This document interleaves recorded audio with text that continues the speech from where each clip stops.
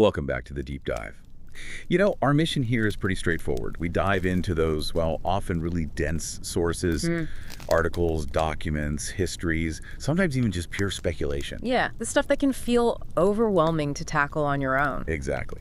And we try to give you, the listener, a clear path through it all. Tonight, we're going deep, right into the heart of American secrecy and maybe mythology. A place where actual history and some pretty wild legends have kind of fused together. Area 51. Area 51, or as the very first people there know it, Groom Lake. That's right. And when we talk about Area 51, it's more than just a restricted military base, isn't it? It's become this huge cultural touchstone. Definitely. It's this weird intersection point. You've got the absolute cutting edge of Cold War necessity, building the fastest, highest flying machines imaginable, slamming right into this public fascination with the unknown, the extraordinary. And our sources really map this out, don't they? From its origins as just this empty patch of desert, through the rise of these super secret black projects. Then you get the whistleblowers, the mass sightings. Right up to today, where it's basically, folklore shorthand for hidden aliens and captured UFOs. So our goal today, for you listening, is to give you that full context. We want to try and untangle what we know was real, verifiable, incredibly advanced human engineering. And what became myth. Whether that myth was deliberately crafted or maybe just sort of grew organically in the silence. And maybe explore why this mystery is still so powerful. Why does it stick around? To do that, we really have to start at the beginning, the literal ground zero. The place itself. Okay, let's unpack this, starting with the geography of American paranoia. The setting is just crucial. You have to picture the Nevada desert. It's not truly empty, but it feels vast, incredibly silent, and patient. When the U.S. government was looking for somewhere to run these top secret flight tests in the mid-50s, well, Groom Lake wasn't so much discovered as it was. Inevitable. Inevitable. How so? They needed extreme isolation. Geographic isolation. Groom Lake is this huge, perfectly flat, dry lake bed. A natural runway, basically miles long. And it was so incredibly remote. Far from prying eyes. Exactly. So far that they could be pretty confident that any test flight, any accident, any weird-looking craft, it could all be contained. There's this internal memo that apparently said nothing need escape. That was the goal. And the first step was literally wiping it off the map. Pretty much. They just removed Groom Lake from all the unclassified maps. If you saw it on a public map, it was just this, blank shape, nothing labeled. It just blended into the desert. And that act, that deliberate erasure, that was the first layer of secrecy. It was a quiet signal, this place doesn't exist, don't ask. But to really grasp why they needed that level of denial, that intensity of secrecy, you have to understand the time. The 1950s, the Cold War was everything. Absolutely critical context. This wasn't just about cool new planes. This was seen as existential, national survival. The overriding fear was the Soviet Union, and specifically what the U.S. didn't know about Soviet capabilities, the intelligence gap. That's the term, yeah. The U.S. felt blind. Were the Soviets building new long-range bombers? Were they deploying nuclear missiles? Where? How many? Without that intel, the fear was palpable. So the thinking was, we needed eyes where no human could walk, high-altitude surveillance. And that need justified. Pretty much anything? Any means necessary to develop that capability and, crucially, to keep it secret. So the culture of silence wasn't just, standard military procedure. It felt like a life or death necessity. Every experiment, every breakthrough had to be buried under layers and layers of security and denial. Which is where fact and myth start to get tangled up, almost immediately. Sometimes deliberately. And this brings us right to the first really big black project based at Groom Lake, Project Aquatone, the project that created the U-2 spy plane, the U-2, which officially didn't exist for quite a while, but unofficially it was this revolutionary piece of aerospace engineering, designed specifically to fly higher than anything the Soviets could shoot down or even detect. The target altitude was over 70,000 feet. Just unheard of at the time. And to get that high, the plane had to be incredibly light. Our sources describe the U-2's wings as impossibly long and thin, stretching out like the limbs of a glider. So it wasn't built for combat, it was delicate. Extremely delicate, purely for high-altitude reconnaissance. And Groom Lake, with that huge flat lake bed and almost zero population nearby, it was the perfect place to test fly something like that without anyone noticing, or so they hoped. But people did notice things, didn't they? This is where that accidental merging of fact and myth kicks in hard. Yeah, think about it. At 70,000 feet, the U-2 itself is basically invisible from the ground. But sunlight could catch the wings or the fuselage, creating this tiny glint of light way, way up. So if you're one of the very few people living out there in the Nevada high desert in the 50s, and you see this light moving incredibly fast and high across the sky silently, what do you think you're seeing? It doesn't look like any plane you know. It defies the rules. So you get these reports from locals starting to filter out, seeing discs or fireballs hovering silently. They had no idea they were probably seeing the first flights of this top-secret aircraft. And the CIA, knowing these sightings were happening, they didn't just deny it, did they? They kind of leaned into the confusion. This is where it gets really interesting psychologically. The sources suggest the intelligence community realized that simple denial wasn't always effective. If people saw something, denying it outright just made them more suspicious. It's a misdirection. Exactly. Redirect attention. If there was a sighting, officials might leak suggestions to local press that, oh, it was just a weather balloon, standard cover. But sometimes they let the conversation drift towards, well, more exotic explanations. UFOs. Extraterrestrials. Why would they do that? It served two purposes brilliantly. One, it protected the U-2 secrecy. If people thought it was aliens, they weren't thinking secret spy plane. Two, it automatically discredited the witnesses. Anyone claiming they saw a UFO was easily dismissed as, a crank or confused. Wow, so they were using the UFO phenomenon as cover. It seems that way. Fact and myth weren't just accidentally merging. Sometimes the merger was actively encouraged as a security tactic, right from the mid-1950s. Which established this pattern, this culture of secrecy that defined everything that came after at Groom Lake. It wasn't just about building machines, it was about building this wall of silence, this psychological fortress. Absolutely. And the cornerstone of that fortress was compartmentalization. Extreme compartmentalization. When workers arrived, they signed stacks and stacks of non-disclosure agreements, promising, and this is basically a quote, "You do not speak of what you see, not to your spouse, not to your children, not even in whispers to trusted friends." Just signing papers isn't always enough, though. How did they enforce it day to day? Well, the entire routine reinforced the secrecy. The perfect example is the Janet flights. Ah, yes, the mysterious airline. Right. These were unmarked white passenger jets, usually 737s, just a simple red stripe down the side. No airline name, nothing. They flew out of a separate, secure terminal at McCarran Airport in Las Vegas every morning. Taking the workers out to the base. Exactly. Flew them deep into the desert to Groom Lake. They worked their shifts on these incredibly secret projects. And then in the evening, the Janet flights brought them back to Vegas. And the expectation was, you leave it all behind. The sources describe them returning, quote, quiet and unspeaking as though the day had never happened. Imagine that mental whiplash. Living in this world of unbelievable secrets all day, then having to just switch it off and pretend you had a normal day at the office. It's intense psychological pressure. And that partition, that enforced mental split, was incredibly effective at maintaining secrecy. And inside the base itself, the compartmentalization meant no one person saw the whole picture. That's crucial. It was designed like an incredibly complex jigsaw puzzle, but no single person was ever given all the pieces. An engineer might work on, say, one specific component of a fuel pump. But they wouldn't know what the final aircraft looked like, or even what its mission was. Precisely. A technician might repair a navigation system, but have no idea how it integrated with the flight controls or weapon systems, if any.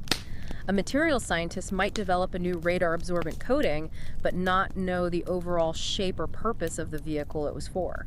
So, even if someone wanted to leak information, they could only ever reveal a tiny fragment, a piece so small and out of context that it would be easily deniable, easily dismissed. It was a very effective security structure. And this became even more critical as the projects evolved beyond the relatively simple U-2 into things that were, well, truly radical. After the U-2, you get Project Oxcart. Project Oxcart, yes. This led to the A-12 aircraft, which was the direct predecessor to the famous SR-71 Blackbird.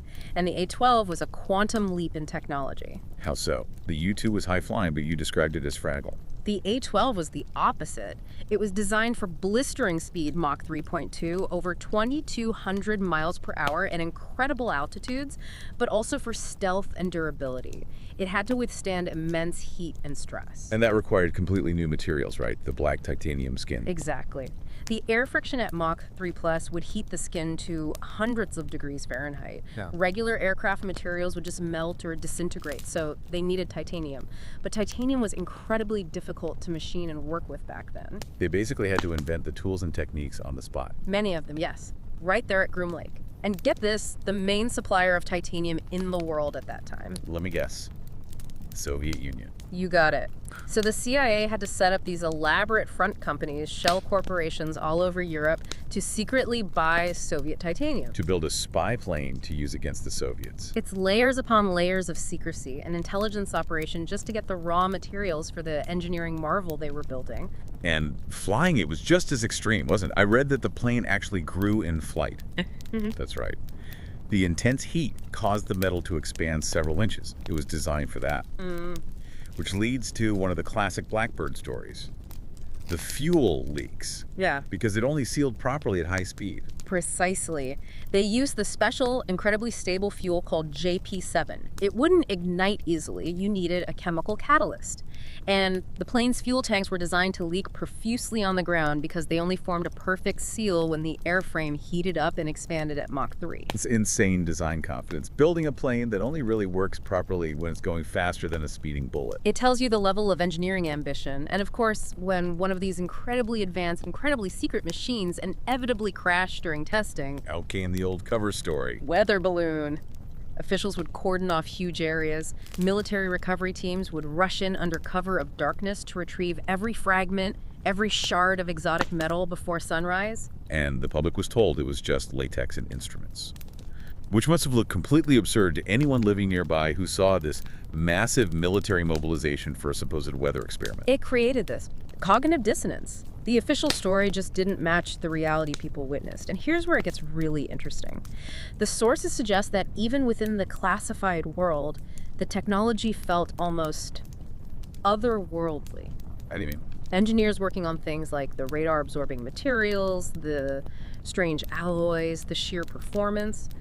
There were whispers, even among the cleared personnel. Some designs, some materials seemed to have properties, angles, a resilience that felt, well, the phrase used in one account is borrowed from materials that had no blueprint in earthly labs. So even the people building it found it hard to believe it was purely human invention. It suggests that technological leaps were so profound, so nonlinear, that even those deeply involved felt they were touching something almost inexplicable within the normal bounds of iterative engineering.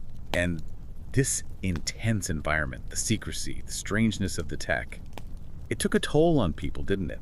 There was a human cost, often quiet, but definite. Absolutely. It wasn't usually about dramatic arrests, it was more subtle, the quiet vanishing. Like the mechanic you mentioned? Yeah, the sources mention a mechanic who apparently voiced some doubts about the weather balloon story to his wife, just simple skepticism. Within a week, he was reassigned, transferred somewhere else. His name just sort of faded from conversations among the crew. Or the cleaner. Another story involves a cleaner who reportedly joked about seeing some weird debris, metal that seemed to bleed light after a test flight incident. They simply stopped showing up for their shift one day.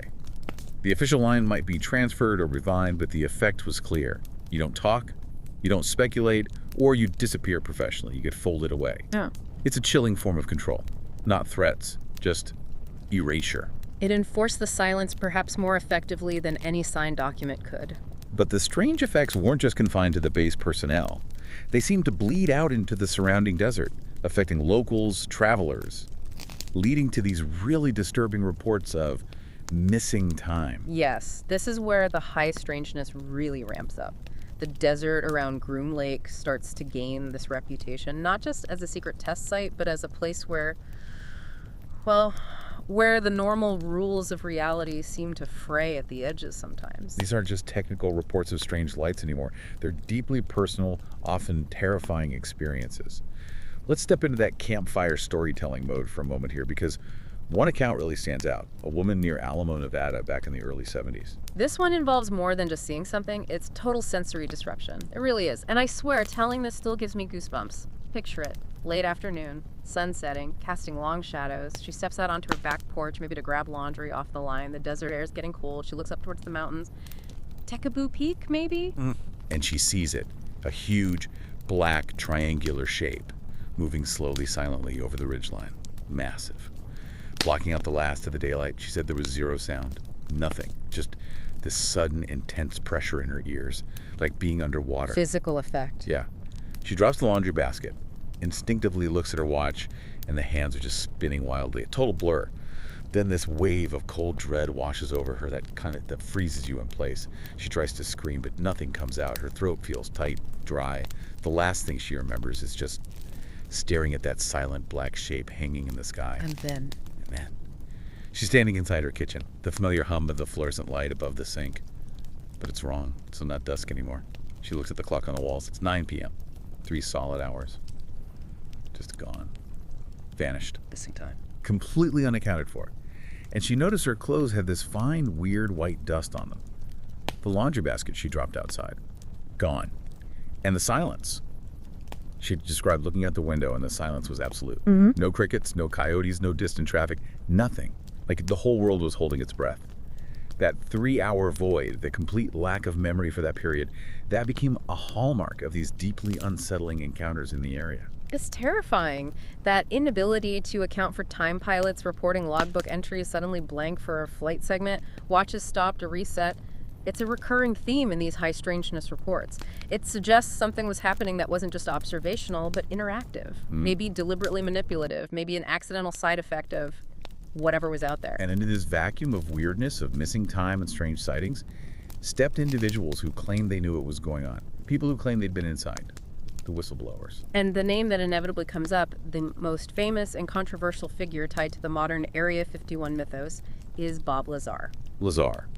He surfaced in 1989 with these incredible claims.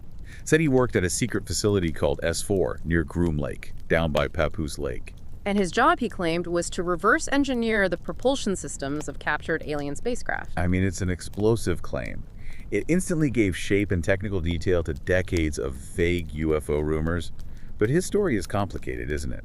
The fog, as you called it. Very complicated. His credentials, for instance, claims of degrees from MIT and Caltech, have been heavily disputed, often impossible to verify officially. Records seem to be missing or non-existent. So let's tackle that directly. If his background is shaky, if the claims are so far-fetched, why do we even give Lazar's story so much weight in the Area 51 narrative? Isn't it simpler to just say he was, making it up, or maybe he was said disinformation? That's the multi-million-dollar question, isn't it? And the sources suggest a couple of reasons why his story stuck, despite the controversies. First, Lazar was incredibly specific. He didn't just talk vaguely about flying saucers. He described propulsion systems, gravity amplifiers, reactor designs, even the fuel source in technical-sounding detail. Element 115? Element 115, yes. His descriptions had this veneer of scientific plausibility, even if the core claim was fantastic. Second, there's the counter-argument about his credentials. If he was working on something truly top secret, isn't it possible his records were deliberately erased or altered by intelligence agencies, precisely to discredit him if he ever went public? The classic catch-22 of whistleblowing in the black world. Exactly. The fog surrounding Lazar is so thick was he a fraud, a pawn, a genuine insider whose history was scrubbed, that it makes objective truth incredibly difficult to pin down. But regardless of the reality, his testimony undeniably shaped the modern public perception of Area 51 more than almost any other single factor. He provided the narrative. And the centerpiece of that narrative was Element 115. Can you break that down a bit? What exactly did he claim it did? Lazar described Element 115 as the stable, super heavy element not found naturally on Earth. He claimed it was the fuel for the craft's reactor. When bombarded with particles inside the reactor, it supposedly produced this intense gravitational wave. A gravity wave, like anti-gravity. Sort of. He described it as amplifying gravity in a focused way. This amplified gravity field would warp space-time directly in front of the craft, effectively pulling the destination towards the ship, rather than the ship pushing itself through space. It's theoretical physics bordering on science fiction. Okay, so pure fantasy, right?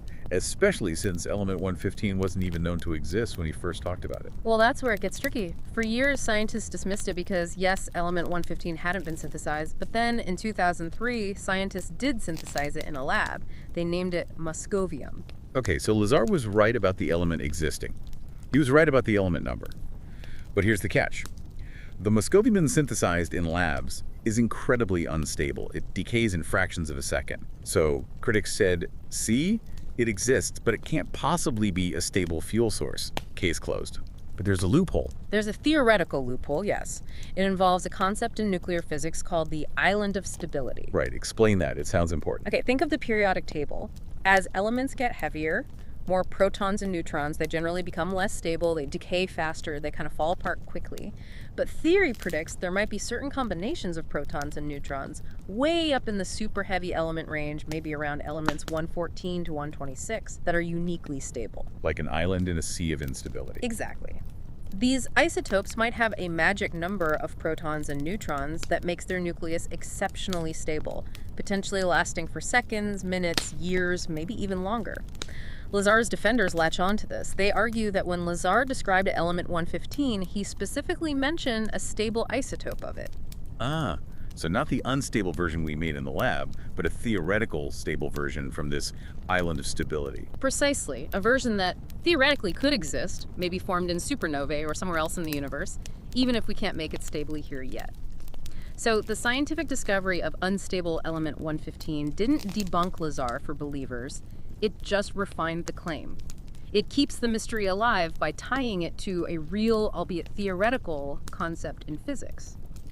It's fascinating how these specific details keep the myth grounded, in a weird way. Yeah. But the strangeness around Area 51 isn't just about alleged alien tech. There are these other sensory phenomena reported in the desert. The phantom radio calls, the silent convoys. Yeah, the desert itself seems to be part of the phenomenon. That clear desert air is great for radio transmissions, and starting in the 80s, you get these reports from ham radio operators, truckers on lonely highways, picking up bizarre, fragmented messages. Not just static, but voices. Clear voices, often described as flat, almost emotionless, sometimes seeming to speak in code or just cryptic phrases, things like, "The desert is awake tonight," or "Time is shallow here." Okay, that's creepy. And there was one trucker account that was particularly specific, wasn't there? Yes, a trucker driving late at night on a highway bordering the restricted zone.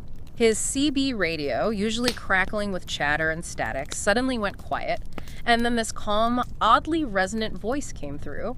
It apparently knew his location, maybe even his name or call sign, and said something like, "Turn back. You are advised to pull over immediately. You are not meant to witness this." And the voice itself was weird. He described it as sounding like two voices speaking at once, perfectly synchronized, one high, one low, layered together, which suggests maybe sophisticated electronic jamming, psychological warfare, or something else entirely. He pulled over, terrified. And this auditory weirdness ties into visual anomalies too, like the silent convoys. Right. Another recurring story from truckers and late-night travelers. They'd be driving along empty road, then suddenly feel this low vibration through the steering wheel or the seat. And headlights appear right behind them. Instantly. Yeah, blindingly bright, uniform headlights, filling the rearview mirror. A whole line of vehicles, usually described as large, unmarked black trucks. Maybe 6 or 7 of them, bumper to bumper, moving in perfect formation. And the sound is wrong. That's the key detail. They don't roar like normal trucks, they just, A low, powerful, mechanical frequency, almost subliminal. And their movement is described as unnervingly smooth, machine-like precision. But the truly bizarre part is how they disappear. There's an account from a retired law enforcement officer who tried to follow one of these convoys. He chased them down a dirt road heading towards mountains. As he crested a small hill, expecting to see them ahead, they were just gone. Vanished. The road ahead was empty for miles. It's corroborated. As if they dissolved into the heat haze or the horizon. And the kicker. He looked at his dashboard clock, and nearly half an hour had passed that he couldn't account for. Again, that missing time element connected to the sighting. It really makes you wonder if these are even physical vehicles or maybe some kind of projection, a hologram, a warning. It blurs the line. Are they advanced military prototypes? Are they something non-human? Or are they psychological operations designed to scare people away? The ambiguity is part of the power. And then perhaps the creepiest element, the watchers. The figures on the ridges. This adds another layer of surveillance, but not the kind you expect. These aren't reports of guards in uniforms patrolling a fence line. These are stranger. Tales usually come from hikers, campers, geologists, people who accidentally got a bit too close to the restricted zone's boundaries, often near vantage points like Tikaboo Peak. They just feel like they're being watched. Intensely watched, and then they spot them. Figures standing motionless on distant ridges, impossibly far from any road or trail, often described as tall, slender, wearing dark clothing, sometimes immaculate black suits. In the middle of the desert. Exactly. Makes no sense. One geologist reported seeing 3 such figures at dawn, standing on a high, rocky outcrop. Their faces seemed pale, almost reflective in the early light. They just stood there, perfectly still, observing the valley below for maybe 10 minutes. And then, He looked down to adjust his binoculars, looked back up, and they were gone. Vanished completely. No trace. It's like the classic Men in Black lore, but instead of knocking on your door, they maintain this silent, unnerving vigil from the wilderness. A quiet, persistent reminder that you're trespassing, even if you don't see a fence. it all contributes to this atmosphere of profound, pervasive strangeness. But the thing about Area 51 is, eventually, the mystery couldn't be contained within the Nevada desert. It spilled out, became global, partly due to these huge, undeniable mass sightings. Absolutely. And you can't talk about mass sightings without talking about the Phoenix Lights. March 13th, 1997. This wasn't just a few people seeing a weird light. This was thousands of people across an entire state. It was a Thursday evening. As dusk settled over Arizona, reports started flooding in. People saw this enormous V-shaped or boomerang-shaped object, studded with huge lights. It moved slowly, deliberately, and silently, traveling south from Nevada, right over Prescott, then Phoenix, then towards Tucson and into Mexico. Witnesses included everyone, families in their yards, pilots in the air, police officers on the ground. Even the governor at the time acknowledged seeing something unusual. And the descriptions were consistent. Massive scale, absolute silence. People said it was so big it literally blocked out the stars as it passed overhead. The official explanation eventually offered was military flares, dropped from A-10 aircraft during a training exercise over the Barry Goldwater Range. Which never really fit the descriptions, did it? Flares drift down, they flicker, they burn out relatively quickly, and they certainly don't maintain a perfect mile-wide V formation while gliding silently over hundreds of miles for more than an hour. No, the flare explanation felt inadequate to most witnesses. The object seemed structured, intelligently controlled. For many, the Phoenix Lights remain maybe the most compelling, widely witnessed, and officially unsatisfying UAP event in modern history. It brought the mystery right over major cities. And it wasn't an isolated type of sighting, was it? This connects to a whole global pattern of similar objects, the black triangles. That's right. The Phoenix object fits the description of black triangle sightings reported worldwide, particularly during the 1980s and 90s. The most famous wave was probably in Belgium, starting in late 1989. What happened there? Hundreds, possibly thousands of reports over several months. Police switchboards were jammed. Witnesses described enormous, dark, triangular craft, often with bright lights at the corners and a larger central light. They moved slowly, silently, often at very low altitudes over populated areas. And the military got involved. Yes.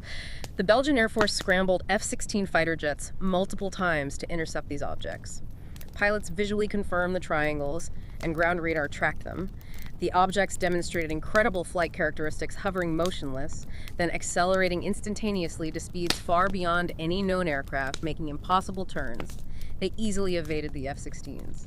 So, confirmed by trained observers and radar, exhibiting physics-defying maneuvers. What's the explanation? Well, skeptics often point towards advanced secret human technology, perhaps early stealth aircraft like the F-117 or B-2, or maybe prototypes we still don't know about. The triangular shape is consistent with some stealth designs. But the performance. Yeah. The hovering, the silence, the instant acceleration. That's the sticking point. Those capabilities, especially the combination of slow, silent flight and instant, hypersonic acceleration, seem to push beyond even the most advanced known human aerospace technology. It leaves the door wide open. Is it an incredibly advanced, unacknowledged black aircraft program based somewhere like Area 51? Or is it something not human? The Belgian government, to its credit, was quite open about the investigation and admitted they couldn't explain the phenomenon. Whether these triangles were ours or theirs, the sheer volume of sightings, coupled with the existing lore, really pushed Area 51 into the global consciousness, and pop culture played a massive role in cementing its image. Oh, absolutely. The mid-1990s were pivotal. You had the X-Files on television every week. It took all those elements, the government conspiracies, the shadowy figures, the hidden labs, potential alien contact, and made them mainstream entertainment. Mulder and Scully made paranoia cool. They really did. They created this visual language for the mystery. The dark corridors, the filing cabinets full of secrets, the G-men in suits. The X-Files made the atmosphere of Area 51 accessible to everyone.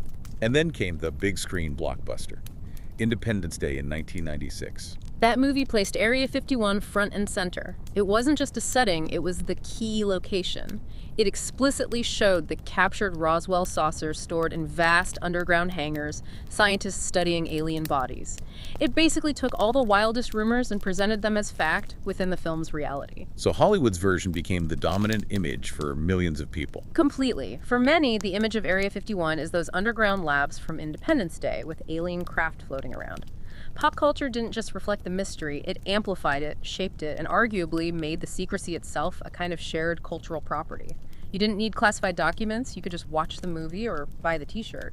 And speaking of those underground hangars, if the surface of Area 51 became iconic, the rumors about what lies beneath the surface took on a life of their own, the subterranean world. Yes, the idea that the visible base, the runways and buildings are just the tip of the iceberg, the real action, the deepest secrets are supposedly buried deep underground. The green room is one persistent rumor, isn't it? Mm-hmm. Stories circulate about these heavy-duty elevators, maybe disguised or hidden, that descend far, far below the desert floor, hundreds, maybe thousands of feet down. The journey is described as long, silent, unnerving. Before opening into these corridors or labs lit by a strange, unnatural light. Often described as green. Not like normal fluorescent lights, but a steady, sterile, pervasive green glow, bathing everything in this eerie luminescence. And these aren't just a few rooms, the rumors suggest vast complexes. Potentially miles of tunnels and chambers connecting Groom Lake with other sensitive sites in the Nevada test and training range, like maybe S4 near Papoose Lake where Lazar claimed to work. Whispers of enormous storage bays large enough to hold entire aircraft, sealed behind massive blast doors, a whole hidden world beneath the sand. There's one particularly striking subterranean account, isn't there?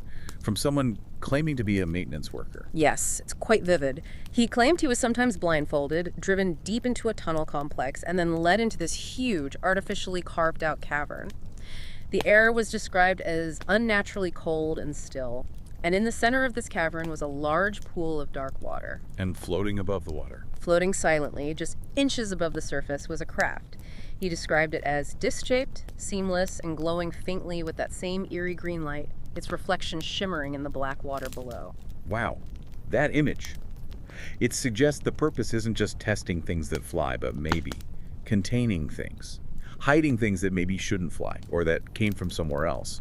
It feeds directly into that core mythology. That the surface base, the flight testing, is almost a cover story for the real work happening below. Containment, study, reverse engineering of the truly inexplicable. The dry lake bed isn't just a runway, it's the lid on Pandora's box. Which brings us, fascinatingly, to the modern day, because after decades of official denial, ridicule, obfuscation, something seems to be shifting.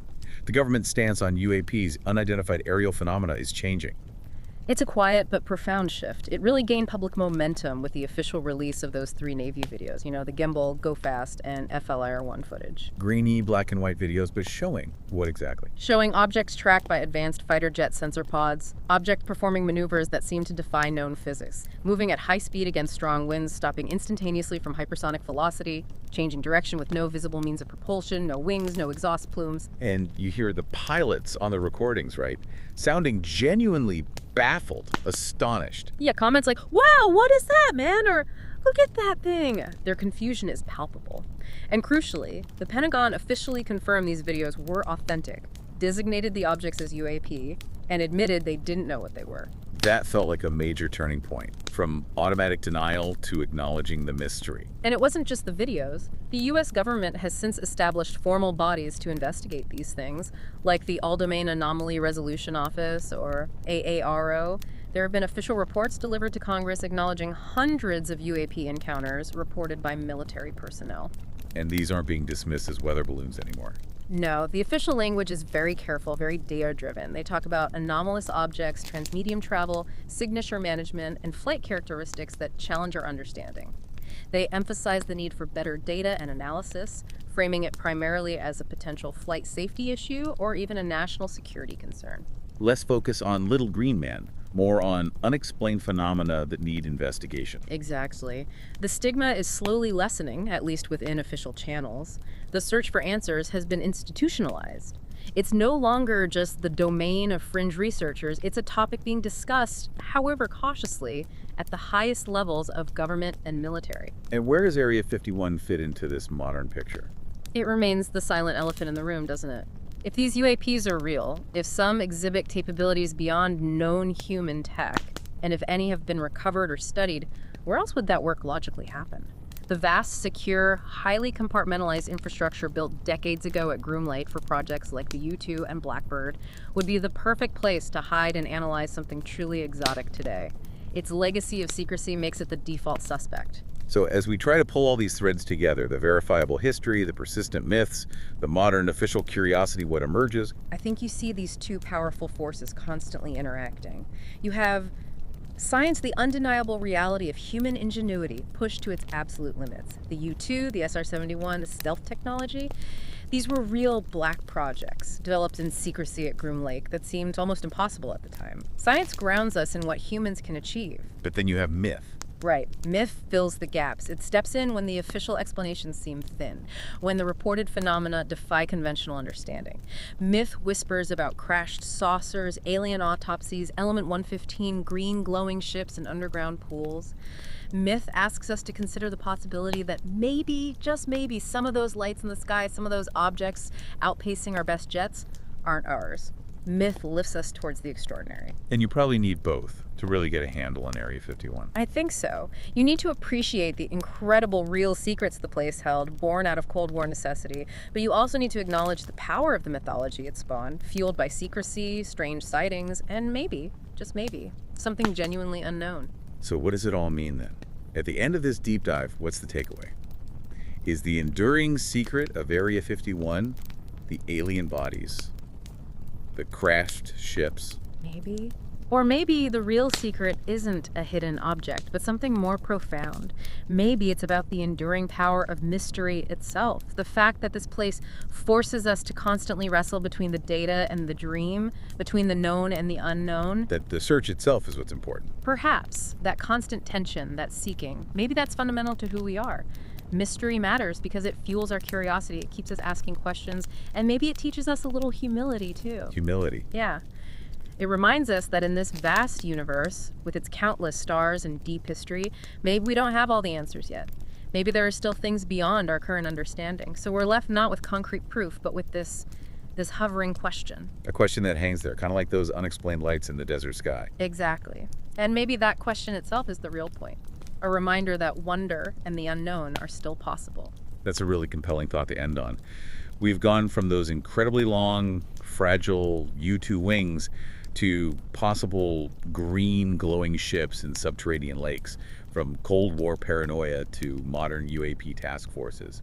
Thank you for joining us on this very, very deep dive into Groom Lake. It's been fascinating, and we definitely encourage you, the listener, to keep digging. There's always more to explore on this topic. The desert silence holds a lot of stories. Sleep well, or maybe keep watching the skies. We'll talk to you next time on The Deep Dive. Welcome to The Deep Dive. We are embarking on a really high-stakes investigation today. We're tackling what is perhaps the most profound contradiction, really, at the heart of the whole unidentified aerial phenomenon mystery. Yeah, it's a big one. We received a significant stack of sources, really detailed stuff, detailing two dramatically divergent realities within the encounter space. Just polar opposites almost. Exactly. On one side, you have these deeply mythic figures, often spiritual, right? The so-called Nordic aliens.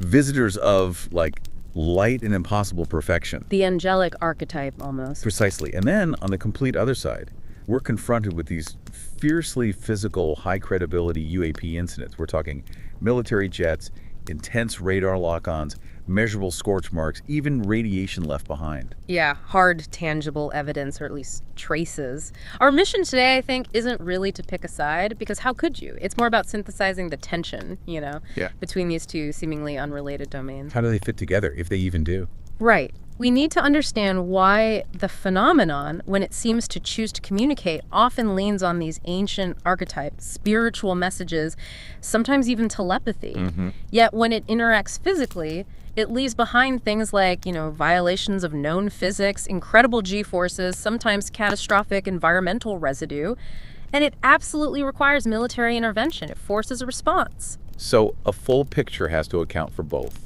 the messenger and the machine. A comprehensive understanding, yeah. It must account for both the, let's call it the angelic messenger and the radiation emitting machine. They seem to be part of the same package somehow. Okay, let's try and unpack this complexity. To begin, I think we have to start with the entities who seem like they step right out of human mythology. Figures who look, well, far too much like us. Almost unnervingly so. Yeah, that's the perfect starting point. Let's jump into the deep dive on the Nordic archetype. These visitors who are almost too perfect to be human. It's absolutely essential to start here because the Nordic archetype, unlike almost any other entity described in, UAP literature, it operates on this foundation of aspiration, of cultural recognition. Witnesses don't usually describe the craft first. Oh, that's interesting. No, they immediately focus on the profound, almost like you said, unsettling beauty of the occupants. It hits them on a different level. And the consistency is what gets me. Across decades, different cultures. Yeah. The sources paint this picture of extraordinary stature. We're talking figures consistently described as 6, maybe 7 feet tall. Tall, yeah. Broad-shouldered, but still slender. That statuesque athletic build, it just screams, I don't know, superior physiology, control. Yeah, an idealized form. And beyond the physique, the skin is almost always mentioned. Pale, smooth, no pores, no blemishes. And crucially, often described as luminous. Luminous, right, like it reflects light strangely. Or maybe even generates it from within. That's what some reports imply. Yeah. It's this unsettling perfection, a skin quality that suggests no labor, no sun, no flaws whatsoever. It's not human skin as we know it. Yeah, that inner glow, that luminosity. It's a defining trait. It really sets them apart. And then there's the hair. Long, fine, usually golden blonde, sometimes pure white or silvery. Almost metallic sometimes, the descriptions say. Our source material captured some really poetic descriptions of this hair, didn't it? Noting it looked like it was flowing like threads of silver fire in the dark, or rippling without any actual breeze. Ethereal. But the real power, the element that seems to hold the witness captive, is consistently noted as the eyes. The eyes. Always the eyes. Deep blue, piercing, impossibly deep, sometimes described as crystalline or even faintly glowing. Witnesses report this glance that feels simultaneously gentle, but also entirely unyielding. Like they're seeing right through you. Or measuring you, suggesting a wisdom or an awareness so vast it's like comparing the human subject against some enormous unspoken cosmic scale. It's intimidating, even if it's calm. And their faces. The sources say they're almost universally described as flawless. Symmetrical, completely calm, no suggestion of age or stress or tiredness. Right. They're essentially humanity's ideal self, sort of sculpted and projected back at us. But I have to ask this because it seems obvious. Yeah. If these are truly advanced extraterrestrials, why do they look so much like the mid-century European ideal of beauty? Tall, fair-haired, blue-eyed. Doesn't that scream psychological projection rooted in our own culture? That is the core conflict, and it's a brilliant point. It really is. If they were truly, utterly alien, you'd expect their aesthetic choices to be, well, alien to us, completely foreign. Right. Not like Aryan supermodels from space. Exactly. The fact that their appearance aligns so perfectly with an idealized human archetype, and specifically, that master race idea that permeated Western culture in the 20th century, it strongly suggests they are either projections, cultural mirrors reflecting our own biases back at us, or, and this is maybe the more unsettling option, they are highly sophisticated manipulators who understand the power of resonant imagery. They know what buttons to push. Their clothing fits this pattern too, doesn't it? This unnerving precision. It's never described as practical or, ragged. Never. We hear about seamless metallic suits that shine softly, completely devoid of zippers, seams, fastenings. Technology so advanced it looks purely aesthetic, almost magical. Or sometimes flowing robes, right? Pale, weightless, suggesting a kind of spiritual authority. This isn't gear built for space travel. It looks like transcendence made visible. Which brings us to that necessary contrast, the comparison with the other frequent flyers in these stories.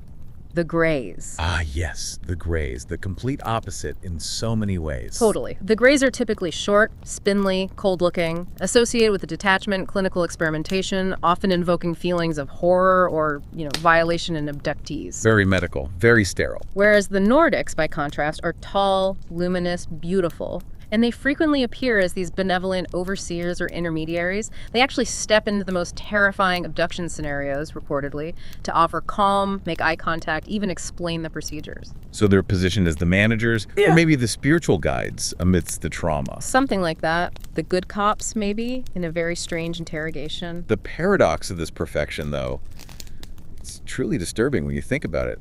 The familiarity of their image looking like the best possible version of us is exactly what makes them feel so alien. That's it. The beauty is so flawless it becomes unsettling. The source material really nailed this tension, calling it a mirror too polished to reflect anything human. Wow, that's a powerful image. It is, and it captures the witness experience. While some feel this powerful magnetic aura of peace, warmth, a calming presence, others report profound, deep unease precisely because that level of flawlessness suggests a complete lack of human vulnerability, imperfection, or maybe even empathy. They look kind, but they act with this supreme, detached clinical authority. Exactly. That's the contradiction right there. Okay, let's try and trace where this image actually came from.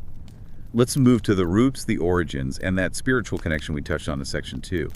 Because this idea of tall, radiant humanoids guiding humanity, it goes way, way back, doesn't it? It predates the 1950s UFO craze by millennia. Oh, absolutely. The archetype is deeply embedded in human mythology. If you look at ancient Norse sagas, for instance, you have figures like Balder, embodiments of light, beauty, goodness, so fair and radiant, the myths say, that no darkness could possibly touch him. Oh, very cool. And Celtic traditions feature the Tuatha De Danann, often described as fair-skinned, radiant beings who descended from the heavens or sometimes from the mists. Again, tall, beautiful, otherworldly guides or precursors. And you see that connection to high-status messengers in biblical accounts too, right? Angels consistently described as luminous, human-like figures, often terrifying in their brilliance, actually. But they're messengers of a higher power, bringing guidance or warnings. That's right. So this historical pattern, it suggests humanity has maybe always looked for guides in the heavens or from other realms. And those guides often end up looking like the best possible idealized version of ourselves. It's a recurring theme. It seems like we project our hopes, maybe our ideals, onto these unknown visitors. Or perhaps these ancient concepts found fertile ground again in more modern esoteric thought. You look at the 19th century theosophical movement founded by Helena Blavatsky that heavily influenced this kind of thinking. Blavatsky, right, the Ascended Masters. Exactly. Her concept of ascended masters imagined them as tall, fair-skinned, enlightened beings, deeply concerned with guiding Earth's spiritual and, interestingly, technological evolution. So this framework, this idea of higher masters, perfectly primed mid-century society to accept the Nordic space brothers when they started appearing in reports. And it was George Adamski who really cemented this image into popular UFO culture, wasn't he? He was the catalyst, absolutely. In 1952, he claimed he met Orthon, the blonde Venusian out in the California desert, and Orthon, described as a tall, handsome man, immediately delivered the defining message of that era. A nuclear warning. The solemn warning against the use of nuclear weapons, framing the Nordics as humanity's concerned cosmic neighbors, watching us play with fire. And that narrative just took off. It defined the benevolent alien for decades. You had other key contactees like Howard Manger, George Van Tassel. Right, reinforcing this idea of fair-haired interplanetary guides urging spiritual growth and atomic disarmament. The Nordics became the very symbol of benevolent, urgent intervention right during the peak paranoia of the Cold War. It resonated. But here's the kicker, and we touched on this. Yeah. The origin story keeps changing, doesn't it? Where they say they're from, Yeah. which, as you said, skeptics argue is the strongest evidence that the Nordics are more of a cultural projection than a fixed cosmic species. Precisely. It's a moving target. In the 1950s, where did they come from? Venus and Mars. Right, planets in our own solar system. Because back then, the public and even some scientists still entertained the possibility that these planets could be habitable. We just didn't have the probe data yet. We lacked the proof otherwise. It seemed plausible enough for the stories. But then, NASA sends probes, Mariner, Venera, and suddenly Mars is revealed as this cold, dry desert, and Venus is a crushing, scorching hellscape. Definitely no place for blonde space people in flowing robes. Exactly. So what happens in the testimonies? The Nordics simply relocated. Convenient. Very. By the 1970s and 80s, witnesses start reporting them, claiming origins from distant but now popularly known star systems. The Pleiades cluster, Lyra, Sirius. Places we knew existed but couldn't possibly visit or verify claims about. Correct. They move just beyond the reach of contemporary verification, matching humanity's growing astronomical awareness and, frankly, the shift in popular science fiction tropes. They adapt to whatever the prevailing scientific paradigm allows. Their story evolves with ours. And you also see those alternative origins cropping up, which ties back to the older myths you mentioned. Inner Earth civilizations. Yeah, sometimes linked to mysterious locations like Mount Shasta in California or Mount Etna in Sicily, connecting them back to older legends like Lemuria or Agartha, deep Earth kingdoms. So they can come from the stars or from under our feet. Or the most modern explanation, which attempts to grapple with their reported abilities, is that they're interdimensional beings. Ah, okay. That tries to explain the weirdness. This idea is maybe the only one that truly accounts for some of the reported behavior. Sudden materialization and dematerialization, phasing through walls, time shifts associated with their presence, and that inherent luminous quality we talked about. If they're popping in from another dimension, our physics might not apply. But the skeptics would still say. The skeptics maintain, quite logically, that the home world simply adapts to whatever the prevailing discourse allows. Venus yesterday, Pleiades today, maybe the fifth dimension tomorrow. It ensures the archetype remains perpetually present in the narrative, but perpetually elusive to actual proof. It's a masterful piece of cultural adaptability, isn't it? Right. Whether it's deliberate manipulation on their part or just an unconscious reflection of our own evolving beliefs. Either way, it works to keep the mystery alive. Okay, so let's move into section 3 now and really confront this duality of the Nordic mission. Yeah. We need to go beyond just the messages of peace and look at the complexity of their intentions, or at least their reported actions. Right, because on the surface, their communication seems pristine. It's consistent. Warnings against nuclear proliferation, ecological collapse, advocating for peace, urging human unity. They really occupy the role of cosmic prophets, trying to steer humanity away from self-destruction. Especially during that Cold War period, it must have been a powerful message. Hugely resonant. But their involvement in abduction reports throws a massive spanner in the works. They often reported as being co-present with the frightening Greys. Right. Not just observing, but involved. Yes, and seemingly taking immediate authority. They function as overseers, offering reassurance, making that intense, comforting eye contact we discussed, and guiding abductees through procedures that might otherwise be traumatic beyond comprehension. So they mediate the experience, turn something terrifying into, a spiritual revelation? That seems to be the effect, or perhaps the intent, which is precisely what makes them so psychologically impactful and maybe so dangerous. But hang on, if they're benevolent guides, why are they supervising what many abductees clearly feel are non-consensual invasive medical procedures? Right. That doesn't add up. It doesn't. And the sources detail even darker accounts. Nordics not just supervising, but actively observing genetic sampling. Or, in some of the more disturbing reports, actually presenting hybrid children part human, part alien to the abductee, framing it as part of a necessary long-term genetic project. Wow. That completely blurs the line, doesn't it? It shifts them from guide to, active manipulator, or participant in something deeply violating.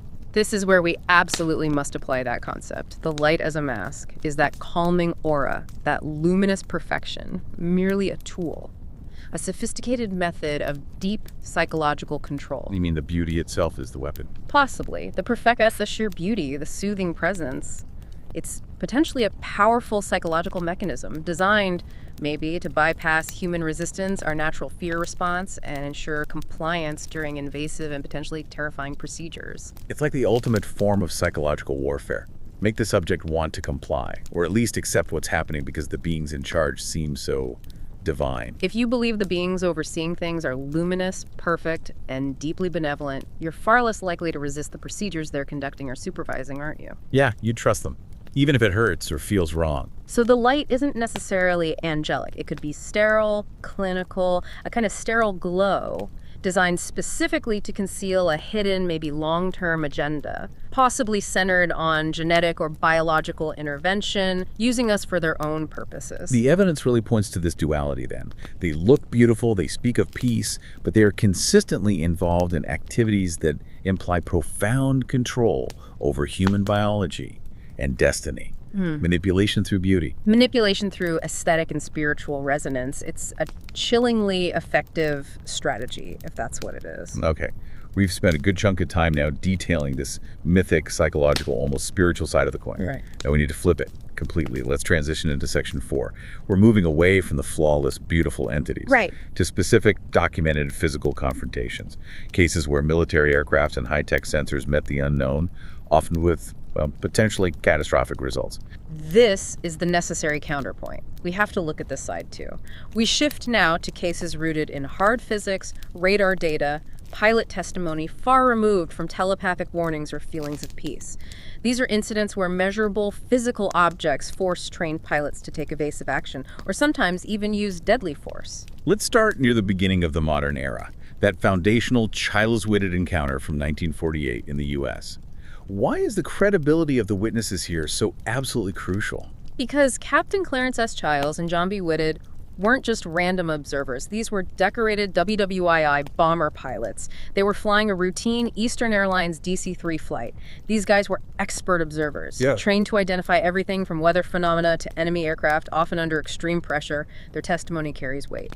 So what did these highly credible witnesses see? It was late at night, right? Over Alabama. Yeah, 2:45 a.m. They saw something truly shocking. They described a massive cigar-shaped craft, estimated it at over 100 feet long, metallic, and it had a row of illuminated rectangular windows like a passenger plane, but not. But it wasn't just the shape, was it? It was the propulsion, or the lack thereof, that was key. Well, they saw something that looked like propulsion. A brilliant orange-red exhaust, pulsing like a rocket engine, but utterly unlike any known aircraft engine of 1948. And the behavior, the craft hurtled toward them at terrifying speed.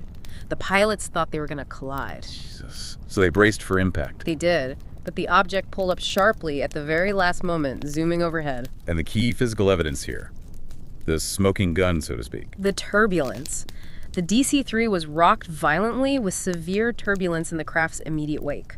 This confirms it wasn't just a light or a projection, it was a massive physical object displacing a significant amount of air at extremely high velocity. It left a physical signature in the air. Exactly. A solid object interacting with the atmosphere. This single, highly detailed, close-range observation by two unimpeachable witnesses. It was so compelling that it directly influenced the drafting of that now infamous estimate of the situation report back in 1948. The one that got buried? The very same. That report concluded, before being quickly redacted and effectively destroyed, that UFOs were likely interplanetary craft. This wasn't dismissed as misidentification or delusion at the time. It seriously shook the highest levels of U.S. intelligence. Okay, now let's jump forward 3 decades. 1978, the Portamont UFO chase in Chile. This is a documented case of actual military engagement, right? Where a highly trained pilot fired on the object. That's correct. Lieutenant Oscar Santamaria Huerta of the Chilean Air Force was scrambled in a high-performance fighter jet, a Hawker Hunter.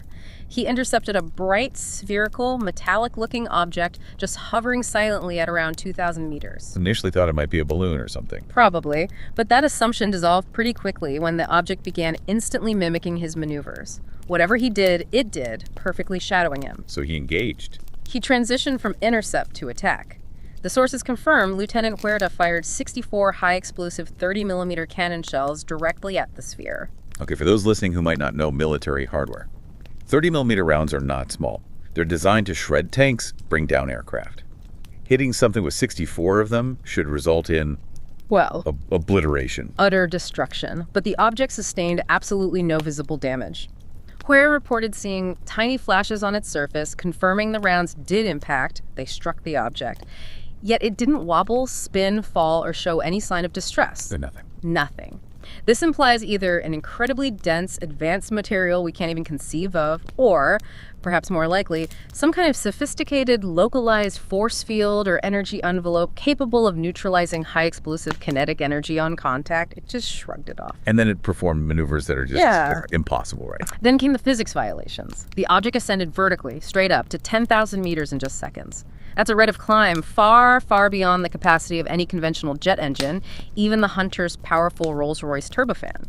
And it executed these abrupt controlled movements without any discernible wings, fins, or control surfaces. No sonic boom either, despite the implied speeds. It just ignored aerodynamics as we know them. It simply demonstrated propulsion and structural integrity utterly incompatible with our current understanding of physics. And that's why this case is still officially unresolved in Chile. There is no conventional explanation for an object that can withstand massive ordnance and perform multi-G vertical acceleration instantly, silently. It beggars belief. Okay, one more in this section. Redmond, Oregon, 1959. This one's important because it wasn't just pilots seeing things, right? Yeah. It involved multiple layers of verification by trained ground personnel. Exactly. This is a classic example of high credibility, multi-witness testimony that was backed up by technology. The witnesses included multiple FAA air traffic controllers in the tower, including the chief, Charles Robertson, also linemen, airport mechanics, people whose daily job involves looking at the sky and tracking objects near an airfield. And what did they see? They visually confirmed a luminous, silvery white, disc-shaped object estimated at about 40 feet across, hovering silently near the airstrip, just hanging there. And crucially, this visual sighting was confirmed simultaneously by the FAA ground-based radar. It registered a strong, solid, unambiguous return. This wasn't a weather anomaly, not swamp gas, not a meteor, not a conventional plane off course. It was a physical object detectable by both human sight and specialized radar instruments. solid proof. So what happened next? Scramble the jets. Predictably, yes. F-102 interceptors were scrambled from a nearby base, but before they could even get close, the object executed that now classic UAP departure maneuver. Straight up. Shot straight skyward, vertically, at an extraordinary, almost instantaneous rate of speed and just vanished from sight and radar. Gone. And Project Blue Book's take on this, with radar confirmation and multiple FAA witnesses. Blue Book, which was tasked with explaining away these reports, basically minimized and dismissed the case. Despite the high credibility of the witnesses and the undeniable radar proof, it just demonstrates the inherent difficulty the military and intelligence agencies had in integrating this kind of undeniable physical evidence into a framework that was fundamentally designed to dismiss the phenomenon altogether. They couldn't explain it, so they buried it. It is genuinely startling, isn't it? To compare these hard physical encounters, military conflict, near collisions, radar-proof, impossible physics, with the soft, almost spiritual warnings offered by the Nordics. Yet the same source pool describes both phenomena. It's baffling. And sometimes the physical evidence isn't just about the encounter itself, it's residual, it's measurable, and it can be deeply disturbing. That's our focus now as we move into Section 5. We're looking at cases involving water, landings, and specific physical traces left behind. These cases often hint at the materials, maybe even the biology we might be dealing with. Okay, let's start with a strange one. The Invercargill Sea Lights incident from 2011 in New Zealand. This takes us into the deep ocean and actually brought scientific institutes into the investigation. Right. The initial witnesses were multiple fishing trawler crews. These are hardened, practical people, not easily prone to fantasy. They observed these spherical lights, described as having a perfect white radiance, rising up from the deep waters of the Tasman Sea. Rising from the water. From the deep. These spheres would then hover just beneath the surface, completely unaffected by the ocean swell, making absolutely no sound. They were apparently so bright they illuminated the hull of one trawler, the Southern Venture, making it shine like polished chrome in the dead of night. Just eerie. But the real significance came later, right? Yeah. With the scientific investigation. Yes, the lasting impact came from the National Institute of Water and Atmospheric Research, NIWA, their investigation that followed up on these credible reports. They found some really startling physical anomalies across a 2 square kilometer patch of the seafloor where the lights had been most frequently reported. Anomalies like what? Well, the most concerning trace was elevated radiation readings. They detected levels of 1.2 to 1.4 microsieverts per hour. Now, to put that in perspective for you listening, the typical natural background radiation in that marine environment is usually much lower, closer to 0.1 microsieverts per hour. So significantly higher than normal. A measurable spike, yes. Low level, but definitely non-natural radiation residue coating the ocean floor. It strongly indicated that whatever these spheres were, they emitted energy upon submerging or resurfacing, leaving this trace behind. Okay, radiation. Anything else? They also recorded brief, sudden shifts in the local magnetic field deviations up to 7 degrees. These shifts occurred without any correlation to solar activity or known natural terrestrial magnetism changes. It suggests localized, intense energy manipulation occurring right there on the seafloor. Wow. Energy fields, radiation. But perhaps the most unsettling trace, the one that really raises eyebrows, involved marine biology. A team from Otago University, working with NIWA, collected water samples from the area, and they found partial RNA sequences in those samples. RNA, like genetic material. Exactly. Partial genetic sequences that did not match any known marine species in the entire South Island marine ecosystem database. Wait, unknown RNA? In the water where these lights were seen? Precisely. The implication is profound. Something physical, potentially biological or containing biological material, was present in that deep water. It was radiating energy, warping magnetic fields, and its genetic signature is unknown to science. That's deeply strange. That is deeply strange. Okay, that moves us from the deep sea to a very methodical landing site report from Mexico. The 14 Diaz Flores landing in 1977. This case stands out for the almost detached scientific nature of the visitors' actions, doesn't it? It really does. The witnesses were 3 railway workers near Veracruz. They encountered this 10-meter metallic disc hovering just a couple of meters off the ground. Understandably, they felt intense apprehension. Then, 2 humanoid figures, described as about 5 feet tall, wearing tight, shimmering suits and having large heads, descended from the craft. And what do they do? They seemed completely engaged in a purely scientific, almost cataloging purpose. They used these thin, rod-like devices, slowly passing them over the vegetation leaves, grasses, methodically collecting samples. There was no communication, no threat. They just seemed focused entirely on their task, like biologists in the field. Collecting plant samples. But it didn't end peacefully. No, the encounter ended abruptly. One of the railway workers accidentally snapped a twig, made a sudden noise. At that moment, the craft reportedly flared with a bright white light, emitted this deep, low-frequency hum that vibrated through the ground, and the 2 beings immediately retreated back into the disk, which then took off. And they left evidence behind. Definitive physical traces. Scorched, brittle leaves where the craft had hovered closely. Residual heat patterns detected in the soil shortly after, and very clearly 3 equidistant indentations forming a perfect triangle in the ground, suggesting the precise footprint of the landing gear. Tangible marks on the land. Okay, and finally for this section, let's touch on the Gary Wilcox contact from 1964 in Newark Valley, New York. This one's notable, maybe not for dramatic evidence, but for its strange synchronicity and its peaceful, almost mundane nature. Right. Gary Wilcox was known locally as a reliable dairy farmer, not someone prone to making things up. He reported encountering an egg-shaped craft on his property and spending about 2 hours conversing with 4-foot-tall beings inside it. Conversing? About what? About farming, apparently. Fertilizer compositions, human nutrition, agricultural practices. It sounds almost bizarrely ordinary. A polite, calm, scientific exchange, seemingly centered entirely on the productivity and organic material of Earth. The beings seemed genuinely curious about our food chain. An alien discussion about crop yields. That's unexpected. It is. But what makes this more than just a quiet, slightly odd anecdotal case is the timing. It occurred on the exact same day, April 24th, 1964, as the globally famous Lonnie Zamora incident down in Socorro, New Mexico. The Zamora incident, that involved a police officer seeing an egg-shaped craft too, didn't it? And beings beside it. Precisely. A nearly identical egg-shaped craft that left scorch marks, indentations, and even some metallic residue behind when it took off in panic after Zamora approached. So 2 sightings of very similar craft on the same day, hundreds of miles apart. Exactly. This synchronicity strongly suggests targeted, potentially simultaneous visitation across the continental U.S. It implies an intelligence capable of coordinating multiple continent-spanning activities focused maybe on a shared theme in this case, perhaps investigating Earth's basic organic material and sustenance systems. And the contrast is telling, like you said. One incident, Wilcox's, is a peaceful, almost tailored scientific chat. While the other, Zamora's, is a panic-driven flight that leaves physical damage in its wake. Same day, similar craft, very different interactions. We've really covered ground now.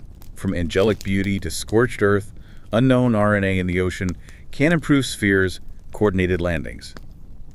But our final and possibly most extreme section, Section 6, brings us to the highest stakes imaginable, a confirmed crash, an alleged retrieval, and the absolutely chilling cost of silence. We have to talk about the Koyami crash of 1974. Yes. This incident, if the reports are accurate, serves as a truly chilling climax to the physical evidence side of the phenomenon. It suggests that these physical craft are not just defying physics, but might be biologically catastrophic if they're breached or contained improperly. The stakes become life and death immediately. Okay, set the scene. How did this allegedly start? It begins with U.S. radar reportedly tracking an unknown object flying at incredible speed, something like 2,500 miles per hour, heading south over Texas towards Mexico.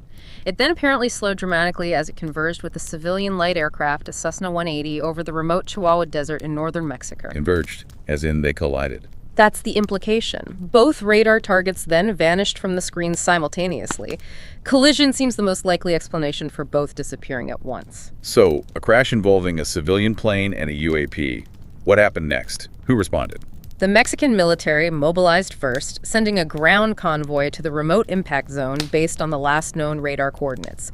Their team reportedly located the wreckage of the small Cessna first, and then, about half a mile away, they found it. The source of the UAP track. Yeah. An intact, seamless metallic disc, estimated at about 16 feet across, shaped like a flattened dome. No markings, no rivets, nothing. Intact, after a mid-air collision and crash. Apparently so, but crucially, the Mexican military's last intercepted radio transmission from the crash site before all their communication suddenly and completely ceased included the phrase, posiblemente biológico, possibly biological. Possibly biological. What does that even mean in this context?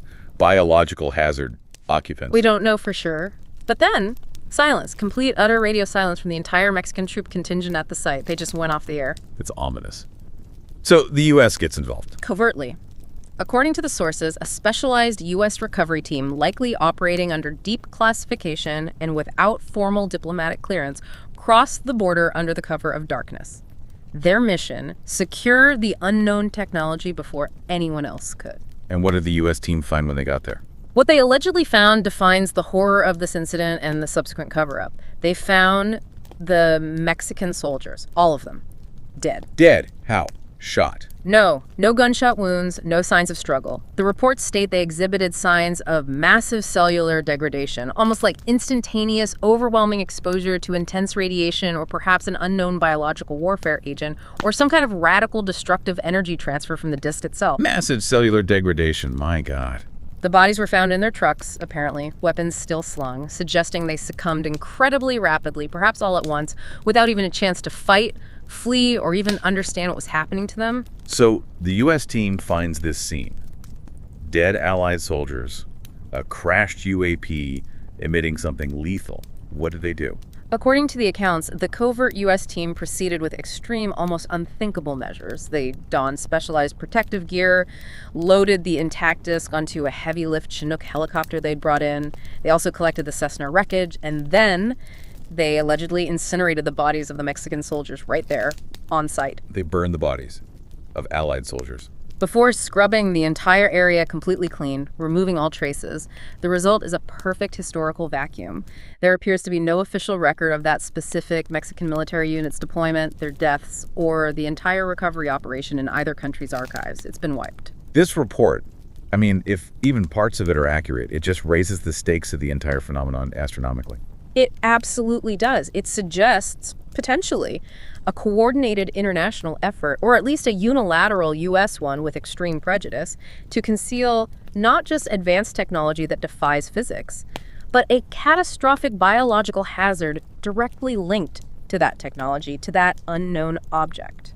The fact that the bodies were instantly incinerated, that implies the threat was deemed immediately contagious or so uniquely dangerous that standard international protocols, basic respect for handling Allied dead, were completely overridden by the sheer necessity of containment. Exactly. It changes the entire threat assessment, doesn't it? If an advanced civilization masters interstellar travel, why does their technology still leak radiation or cause rapid cellular decay that kills us? It suggests the phenomenon, or at least some aspects of it, might be capable of spontaneous lethal action, whether that's a defensive response or purely passive leakage that our biology is simply incapable of withstanding. And the complete absence of records, the total operational silence surrounding Koyami. That is perhaps the most revealing detail of all. It implies the perceived threat was so severe, so immediately dangerous, that the risk of a major international incident, the disregard for allied human life, was considered an acceptable price to pay for absolute containment and secrecy. It forces us to reconcile the idea of flawless, benevolent messengers like the Nordics with the physical machine that is apparently spontaneously, terrifyingly lethal. How can both exist? That is the terrifying question at the heart of it. Okay, let's try and review this incredible journey we've taken today, because the contrast is just so stark, isn't it? We move from the beautiful, the mythic, the potentially manipulative visitors of light, the Nordics who speak of environmental peace and human unity, The seemingly positive side. all the way to the hard, sharp physical evidence. UAPs that defy physics, that withstand 30-millimeter cannon fire, that leave residual radiation traces in the ocean, collect plants, leave landing marks. And in the extreme case of Koyami, allegedly kill highly trained soldiers with rapid, massive cellular degradation. The two faces of the phenomenon. The core question remains then, how did these two halves possibly connect? They seem, in the source material, to be two manifestations of the same underlying intelligence or phenomenon. So, are the Nordics just a sophisticated psychological archetype? A friendly face designed purely to gain compliance, surfacing when humanity feels lost or needs guidance? Or are they one actual physical faction, perhaps the face or the diplomatic arm, or the managerial arm of an intelligent presence that utilizes both spiritual messaging, the light, the beauty, the warnings, and advanced physical, sometimes hazardous craft, like the Koyami disc or the Portamont sphere, to interact with and perhaps fundamentally manipulate humanity? So, what does this all mean for you, the listener? Trying to make sense of a field that produces such wildly opposite evidence. It seems the fact that a single phenomenon can apparently produce both an angelic, perfect being, delivering a message of peace, and a seamless metallic machine that might instantly kill soldiers with some kind of biological or radiological hazard. Well, it suggests we are dealing with a complexity far beyond simple binary choices. It's not just good aliens or bad aliens. It seems to be an intelligence that masters both the spiritual, psychological domain and the purely physical, technological domain simultaneously, and perhaps uses both strategically. We have to seriously consider the possibility, then, that the apparent benevolence we see in some encounters is actually part of a much grander, maybe colder strategy.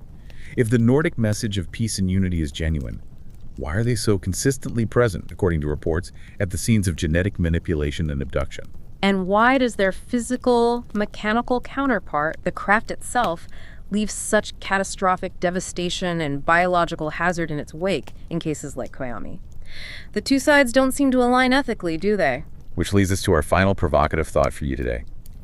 Could their beauty, their perfection, their luminosity, all the traits that make the Nordics seem divine, trustworthy, aspirational, could that actually be the most powerful and therefore potentially the most dangerous form of manipulation ever encountered by humanity? It forces us to ask. If the light is used to gain compliance, and compliance enables things like genetic sampling, abduction, military cover-ups of hazardous materials, what is the ultimate price of placing our trust in that beautiful guiding light?